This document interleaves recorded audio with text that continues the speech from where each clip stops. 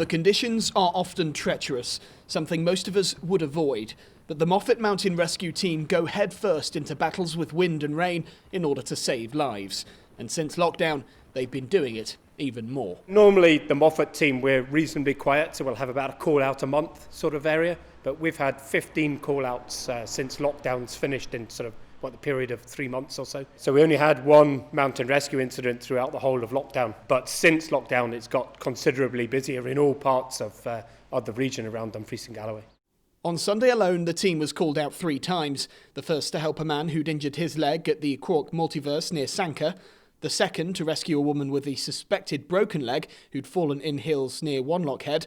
The third to rescue a man who'd suffered a pelvic injury after falling from his mountain bike near a forest. With the staycation effect, I think there are genuinely a lot more people on the hills. You know, people who may have been abroad or maybe have been on the hills for the first time or haven't been there very often, and they're going out and enjoying the hills, which is great. But the advice we'd give everybody is always think about a bit of preparation before you go on the hill. Have you got the right footwear? Have you got the right clothing with you? Unfortunately, the number of people not following that advice is having an impact on the team. And COVID-19 has made things even harder. The team have to sanitise every piece of equipment between call-outs, and that can take up to 40 minutes. And rescuing people while wearing a mask and social distancing isn't easy. There's a little bit more consideration and planning has to go into the response.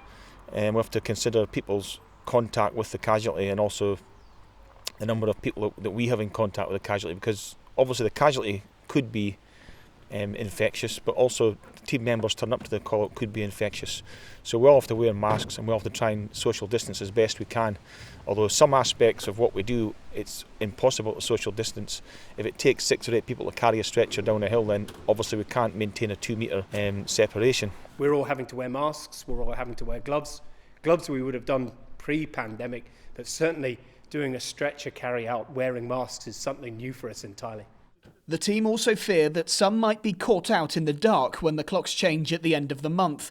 And as we head towards winter, their plea is for the public to act sensibly so they can help those who really need it. Lewis Warner, ITV News, Moffat.